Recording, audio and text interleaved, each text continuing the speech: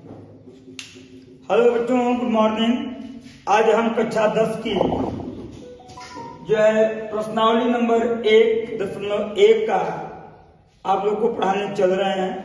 आशा और विश्वास करते हैं कि आप लोगों को वीडियो अच्छा लगेगा। यदि वीडियो अच्छा लगेगा, आपको क्वेश्चन समझ में आएगा, तो आप अगले क्वेश्चन को प्राप्त करने के लिए लाइक और सब्सक्राइब करना ना भूलें। आइए चलते हैं, देखते हैं। फिर मैजिक तरीके से हम लोग एक पढ़ते हैं। लिखा है, निम्नलिखित संख्याओं को अभाज्य गुणनखंडों के गुणनफल के रूप में व्यक्त कीजिए। ये हमारा बेटा क्वेश्चन 140 दिया हुआ है। क्वेश्चन नंबर यहां पहले लिखेंगे हल 140। इसका गुणनखंड, क्योंकि इसने कहा कि गुणनखंडों के अभाज्य गुणनखंडों के रूप में लिखना है, तो अभाज्य गुणनखंडों के रूप में लिखना है तो आप 140 का गुणनखंड करिए। अब गुणनखंड करने के बाद जो भी संख्याएं आता है उसी को हम गुणनखंड कहते हैं। गुणनखंड का मतलब होता है इसका खंडन करना, भाग देना। पहला एक बार मैं आपको बता रहा हूं, जैसे 140 का गुणनखंड करना है तो गुणनखंड करने के लिए बंटवारा करना, इसका मतलब होता है कि छोटे छोटे संख्याओं में बांटते हैं। सबसे पहले किससे बांटेंगे? सबसे पहले इसको छोटी संख्या से काटेंगे। किससे काटेंगे? छोटी संख्या से। तो छोटी संख्या क्या है? सबसे छोटी संख्या काटने के लिए 2 है, 3 है, 4 है, 5 है, 6 है। आइए ट्राई करते हैं। 2 से डिवाइड करेंगे तो 2 एकम 2 सते 14। देखिए कट जाएगा, यहाँ 0 70 गुना 140 आपका होगा। तो यहाँ 2 से काटेंगे तो हो जाएगा 2 सते 14 70। अब फिर एक किससे कटेगा? 2 से। 2 3 6, 2 5 10। अब देखिए काटने के लिए यदि अंतिम वाला अंक दाहिने से, अंतिम वाला अंक यदि 0 हो या कोई सम संख्या हो तो वहां पर आप उसको 2 से ही काटेंगे। 4 से काटेंगे माने सम संख्या से कट सकता है। और यदि यहाँ पर विषम संख्या है तो आप विषम संख्या से काटेंगे। चलिए, तो यहाँ पर देखिए विषम है तो इसका मतलब ये विषम से कटेगा। तो 3 से भी 3 से कटेगा नहीं, आई चेक करते हैं तो 3 से नहीं कटेगा तो 5 से कटेगा। 5 एकम 5, 5 से 35 और 7 एकम 7। देखिए आपका गुणनखंड तैयार हो गया। अब क्वेश्चन में लिखा है कि अभाज्य गुणनखंडों के रूप में लिखिए, तो लिखेंगे अभाज्य गुणनखंड। अभाज्य गुणनखंड बेटा 2 यहां पर लिख सकते हैं। किसका कर रहे हैं? 140 का कर रहे हैं। 2 गुणित 2 गुणित 5 गुणित 7। इसको ये भी लिख सकते हैं कि 2 गुणित 2 गुणित 5 गुणित 7 लिखे हैं। इसको ये भी लिख सकते हैं 2 के घाते 2 गुणित 5 गुणित 7। ये आपका हो गया अभाज्य गुणनखंड। आसान विधि से आपको समझ में आया होगा। चलिए अब पहले क्वेश्चन का दूसरा सवाल, दूसरा दिया हुआ है हल नंबर 2। दूसरा तो क्वेश्चन क्या है बेटा? 156 है। फिर 156 का हम गुणनखंड करना शुरू करें। गुणनखंड का मतलब होता है, मैं बताया कि आपको भाग देना है, छोटी छोटी संख्याओं से भाग देना होता है। तो आइए सबसे पहले इसको हम सबसे छोटी संख्या से किससे भाग देंगे बेटा? 2 से काटेंगे, क्योंकि मैंने कहा था कि दाहिने से जो इकाई का अंक होता है, अगर इकाई का अंक होता है, अगर ये इकाई का अंक सम संख्या है तो हम 2 से काटते हैं। चलिए, 2 सते 14, 2 8 16, फिर 2 से 2 3 6, 2 9 18। अभी देखिए यहाँ 9 आ गया, तो 9 आ गया बेटा, तो इसको किससे काटेंगे? आप 3 से काटेंगे, 5 से काटेंगे, 7 से काटेंगे। ये मतलब विषम संख्या से ही कटेगी, ये मेरे कहने का मतलब। आइए मैं ट्राई करता हूं कि ये कटेगा किससे, तो 3 से कटेगा। 3 एकम 3, 3 त्रिका 9। अब ये 13 आ गया, तो 13 एकम 13। इस तरीके से ये आपका गुणनखंड दूसरा हो गया। लिखेंगे अतः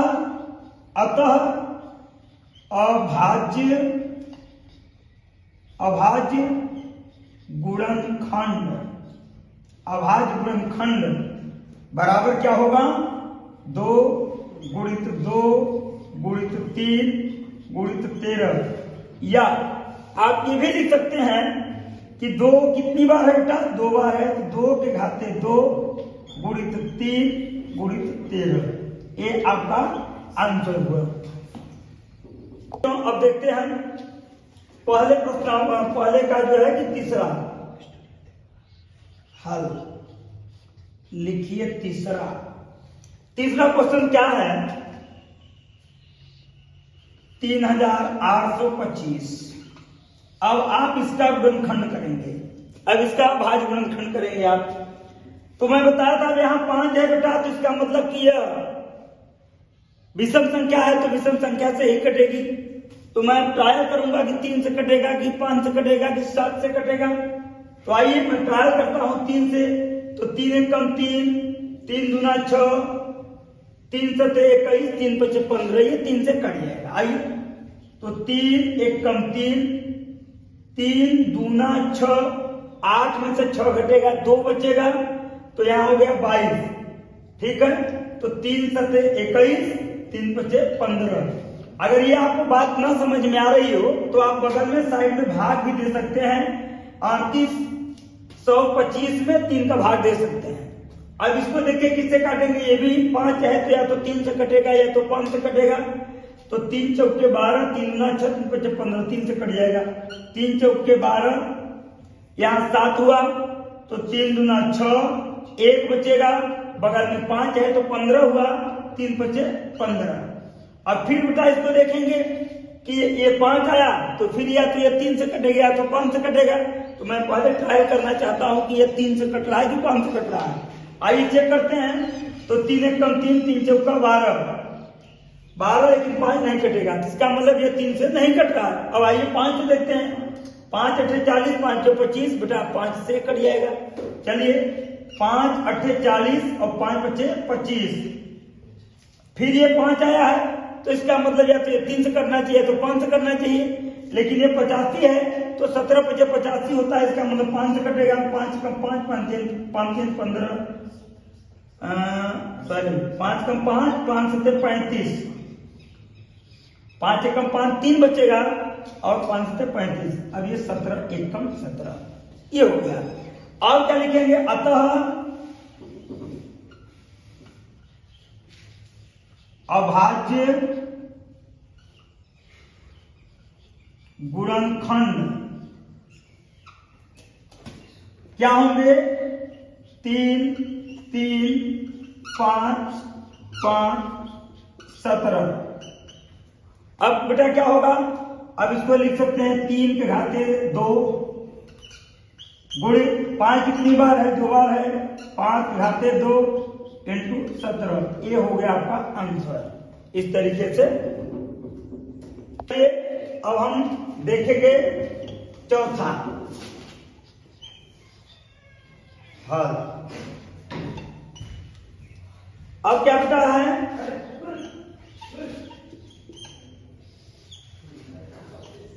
देखिए यहां पर भी ये 5 दिखाई दे रहा है, तो इसका मतलब हम बताए थे कि तब ये कटेगा क्या, 5 से कटना चाहिए।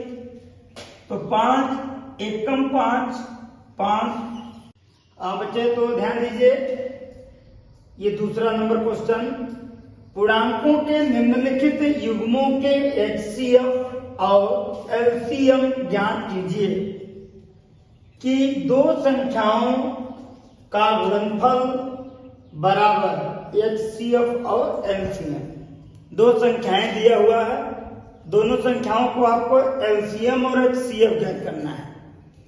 LCM और HCF ज्ञात हो जाएगा तो यहां का शर्त बता रहा है कि 2 संख्याओं का गुणनफल, जो 2 संख्या रहेगी दोनों का गुणा कर देंगे तो उसका गुणनफल जितना आएगा HCF और LCM का गुणा करेंगे तो बराबर देना चाहिए। आइए देखते हैं। पहली संख्या को दर्शाओ बेटा PX। PX ये हो जाएगा 26। तो 26 का जब खंड करेंगे, 26 का खंड करिए, इसको PX दर्शाइए, इसको QX दर्शाइए। QX बराबर 91। ये पहला सवाल है, हल लिख लो। ध्यान दीजिए, अब हमको गुणनखंड करना है। 26 का खंड करेंगे तो आएगा 2 गुणित्य 13 गुणित्य 1। 91 का गुणनखंड करेंगे 7 गुणित्य 13 गुणित्य 1 भी लिख लेंगे। मौसम का मतलब क्या होता है? मौसम या इसको नाम HCF लिखो बेटा, कोई दिक्कत नहीं। HCF बराबर HCF क्या है? जो दोनों में रहेगा वही HCF होगा। यहाँ 13 है, यहाँ 13 है, तो HCF हो गया 13। LCM कैसे निकालेंगे? जो पहले दोनों में होता है उसको उतार लेते हैं। इसमें भी है 13, इसमें भी 13 है, तो 13। इसके बाद जो अंक दोनों में नहीं होता है, जैसे यहाँ इसमें ये नहीं है, 2 इसमें नहीं है, तो अलग अलग है तो उसको उतार दीजिए। ये 2 उतार लेंगे, एक तो सब में कॉमन होता है, और इसमें क्या है 7 है, तो 7 ये हो जाएगा 13, और 2 का गुणा 7 में करेंगे 14, तो 7 गुना 14 हो जाएगा। और 13 चौक के 52 के 2 हासिल लगा 5, 13 कम 13, 13 5 18। ये आपका आ गया 182 आ गया LCM, और HCF आ गया 13। तो ये तो एक उत्तर निकल गया। आगे इसने कहा कि ज्ञात कीजिए, HCF और LCF ज्ञात कीजिए, और बता रहा है कि 2 संख्याओं का गुणनफल HCF और LCF के बराबर है। तो आइए जांच करें। जांच क्या करेंगे बेटा? कि PX गुणित QX बराबर HCF is equal two into LCM। आइए, PX का मान क्या है बेटा? PX का मान दिया हुआ है, PX के बराबर हम 26 माने हैं, इंटू QX का मान कितना दिया हुआ है? 91, तो इसको लिखेंगे 91 बराबर HCF का मान दिया हुआ है 13, HCF को लिख देंगे 13 गुणित LCM का मान है 182। आइए अब आपको जो है दिखाते हैं कि दोनों साइड बराबर है कि अलग से आप गुणा कर लीजिए। 91 में 26 का गुणा करिए, 6 एकम 6, 6 9 54, 2 एकम 2, 2 9 18, 6 4 2 6, 8 5 13, 1 1 2। इधर का लेफ्ट हैंड साइड आ जाएगा 23 66 1 पॉइंट। अब 182 में 13 का गुणा कर दिए भाई, तो 3 दूना 6, 3 अठे 24, और 3 एकम 3, 2 5, 1 2, 1 अठे 8, 1 एकम 1 6, 4 2 6, 8 5 13, 23 66। अब लेफ्ट हैंड साइड जो है राइट हैंड साइड बराबर है, माने PX गुणित QX, 2 संख्याओं का गुणनफल, एक संख्या ये है, एक संख्या ये है QX। तो PX और QX 2 संख्याओं का जो गुणनफल है बेटा, वो उन्हीं संख्याओं से प्राप्त जो HCF आया और LCM आया, दोनों का गुणनफल के बराबर है। इसको लिख देंगे इति सिद्धांत या प्रूफ।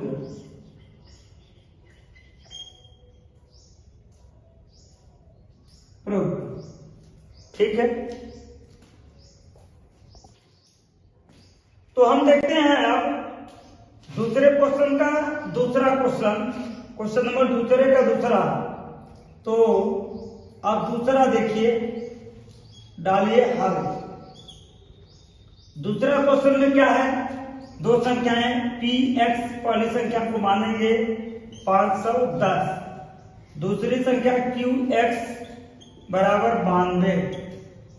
तो आपके लिए वही गुणनखंड करेंगे, तो गुणनखंड करिए, 510 का खंड कर लीजिए, तो यहां पर काटिए, 5 से ही काट दीजिए, तो 5 एकम 5, 5 दूना 10, ठीक है। यहां पर इसको 2 से भी काट सकते हैं, 2 पंचे 10, 2 एकम 2, 3 एकम 3, 3 सते 21, 17 एकम 17। यह जब छोटे क्लास में हम फैक्टर सीखते हैं तो छोटी से छोटी संख्या से स्टार्ट करते हैं काटना, और यहां पर किसी संख्या से काट देंगे, कोई दिक्कत है नहीं। चलिए अब 92 को बेटा काटते हैं, तो 2 चौके 8, 2 छक्के 12, 2 दूना 4, 2 3 6, 23 एकम 23। आपको निकालना है HCF। क्या निकालना है बेटा? HCF। HCF बराबर क्या होगा? दोनों का HCF मैंने बताया था कि जो दोनों में होगा, दोनों में जो अंक होगा वही HCF होगा। देखिए, एक 2 यहां मिल रहा है, एक 2 यहां मिल रहा है, तो 2 हो गया। यहां पर 3 है, यहां पर 3 कहीं नहीं है, यहां 5 है, यहां 5 कहीं नहीं, यहां एक और 2 है, यहां एक और 2 नहीं, यहां 17 है, 23 है। तो यहां पर एक कॉमन सब में होगा, 1 बराबर इसका हो गया 2। HCF हो गया 2। HCF का मतलब होता है जो दोनों में होगा वही HCF होगा। अब आगे निकालेंगे बेटा हम LCM। LCM क्या होगा? मैंने बताया था जो दोनों में होगा पहले उसको उतार लेते हैं। देखिए, यहां 2 है, ये 2 है, ये दोनों में हम उतार लिए 2, फिर गुणा का निशान। बाकी जो नहीं है, जो दोनों में नहीं है, जो दोनों में नहीं है वही हम उतारते हैं। ये 5, तो 5 उतार लीजिए, तो ये उत्तर आपका। लेकिन थोड़ा सा मिस्टेक हो गया। देखिए, ये 7 छूट चुका है, ये 7 नहीं है, ये 7 नहीं बचा है बेटा, इसलिए एक 7 अभी और आपको यहाँ लिखना होगा। एक 7 आप और यहाँ लिख दीजिए, इसलिए एक 7 का यहाँ गुणा करिएगा, मतलब कि 7 का गुणा इसमें करेंगे तो इंटू 7।